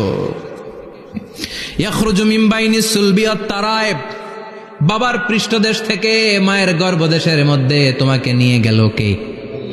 সেখান থেকে ফি যুলুমাতিন সালাস, 3টা প্যাকেট দিয়ে মায়ের পেটের মধ্যে তোমাকে প্রিজার্ভ করলো কে? আল্লাহ প্রত্যেকটা স্টেজ কোরআনে বলে দিয়েছেন। ফি যুলুমাতিন সালাস, 3টা অন্ধকার প্রকোষ্ঠে আল্লাহ আমাদেরকে প্রিজার্ভ করেছেন। মায়ের ভুলের একটা প্যাকেট, মায়ের জরায়ুর একটা প্যাকেট, আবার মায়ের পেটের একটা প্যাকেট। ওই প্যাকেটের ভিতরে পৃথিবীর কোন কবিরাজের কবিরাজি কাজে লাগছে? ডাক্তারের ডাক্তারি? কোন কবিরাজ আমগরে খাওয়াইছে? চিল্লায় বলেন, তিনি কে? এরপর আল্লাহ বললেন, ফি যুলুমাতিন সালাস, ওটা অন্ধকার ছিল। যেই টেম্পারেচারে রাখলে তুমি সুস্থ থাকবা, যেই টেম্পারেচারে রাখলে তুমি আস্তে আস্তে বড় হতে পারবা, সেখানে আমি রাখলাম। সেখান থেকে আমরা হয়ে গেলাম জিমেট, সেখান থেকে জাইগট, তারপরে ইমব্রয়ো, তারপরে ফেইটাস, ল্যাটার স্টেজ। প্রথমে ছিলাম ইনিশিয়াল স্টেজ, তারপরে ল্যাটার স্টেজ, আমরা বড় হতে লাগলাম। আল্লাহ আমাদেরকে হার্ট দিলেন, সিস্টনিক ডায়াস্টনিক, অলিন্দ নিলয় শুরু হয়ে গেল। রুহুর ফুৎকার আমাদের হৃদয়ে ভরে দিল কে? আল্লাহ আমাদেরকে স্কেলিটন দিলেন, কঙ্কাল, স্পাইনাল কর্ড দিলেন, আমাদের স্কাল দিলেন, মাথার খুলি দিলেন, লাঞ্চ দিলেন, ফুসফুস দিলেন, গল ব্লাডার দিলেন, যেখানে যেটা ঠিক যেমন ভাবে দেয়া দরকার মায়ের পেটে থাকতেই সেটা দিয়ে দিয়েছে কে? আল্লাহ। এরপর 8 মাস আমরা মায়ের পেটে মারে কষ্ট দিলাম। ওই মুহূর্তে আমার মা আমার জন্য যতটা কষ্ট করেছে পৃথিবীর কেউ ওই খবর রাখে না। জোরে কোন ঠিক কিনা? বোঝা হয়ে গিয়েছিলাম, একটা বস্তা। আমরা প্রত্যেকে মায়ের পেটে ছিলাম একটা কি এই বস্তা নিয়ে আমার মা খেতে যেত, ঘুমাতে যেত, এই বস্তাটা পেটে করে আমার মা রান্নাঘরে রান্না করত, একদিনও রান্না বন্ধ হয় নাই। এই বস্তাটা নিয়ে আমার মা টয়লেটে যেয়ে বসতে পারতো না। 8 মাস এরকম কষ্ট করেছে। এজন্য মায়ের মনে কষ্ট দিলে আল্লাহর আরশ কেঁপে যায়। মায়ের কাছ থেকে দোয়া নেওয়ার দরকার আছে না নাই? মায়ের মনে কষ্ট দিবেন? মায়ের সাথে বেয়াদবি করবা কেউ? মায়ের থেকে দোয়া নেওয়ার দরকার আছে না নাই? মা যার নাই সে জানে মা না থাকার কি জ্বালা। চিল্লা এখন ঠিক কিনা? যখন রাত্রি নিঝুম এই চোখে ঘুম, একলা শূন্য ঘরে, তোমায় মনে পড়ে মাগো, তোমায় মনে পড়ে। যখন রাত্রি নিঝুম এই চোখে ঘুম, একলা শূন্য ঘরে, তোমায় মনে পড়ে মাগো, তোমায় মনে পড়ে। ঠিক কিনা? এজন্য এই মায়ের জন্য দোয়া করার দরকার আছে না নাই? আল্লাহ বললেন 8 মাস 9 মাস মায়ের পেটের ভেতরে ছিলা, তারপরে দুনিয়ার বুকে তোমারে আনলো কে? ছোট্ট নাপাক ছিলাম, এই ছোট্ট এক ফোঁটা পানি থেকে আমাদেরকে বড় করছে কে? আল্লাহ। তার মানে এমব্রয়োলজি, ভ্রূণ তত্ত্বের কথা কোরআনের ভেতরে আছে না নাই? সে আল্লাহ বললেন ইয়াসিন ওয়াল কোরআনিল হাকীম ইন্নাকা লামিনাল মুরসালিন আলা সিরাতিম মুস্তাকিম। সুবহানাল্লাহ পড়েন। আল্লাহ বললেন ইয়াসিন, এরপরে বললেন আল কোরআনিল হাকীম, প্রজ্ঞাময় কোরআনের শপথ। বিশাল একটা শপথ কেটে আল্লাহ বললেন ইন্নাকা লামিনাল মুরসালিন আলা সিরাতিম মুস্তাকিম। ইন্নাকা লামিনাল মুরসালিন, অবশ্যই অবশ্যই নবী হে আপনি রাসূলদের অন্তর্ভুক্ত। চিল্লা এখন সুবহানাল্লাহ। তিনি যে রাসূল এটার সার্টিফিকেট এই আয়াতে দিয়েছে কে? এরপর আল্লাহ বললেন আলা সিরাতিম মুস্তাকিম, ও নবী আপনি সিরাতুল মুস্তাকিমের উপর আছেন। যেই দোয়াটা প্রতিটা নামাজের মধ্যে প্রতিদিন প্রত্যেক রাকাতে সূরা ফাতিহাতে আমরা পড়ি, ইহদিনাস সিরাতাল মুস্তাকিম। ও আল্লাহ, show us the right path, show us the correct path. আপনি আমাদেরকে সোজা পথ দেখান।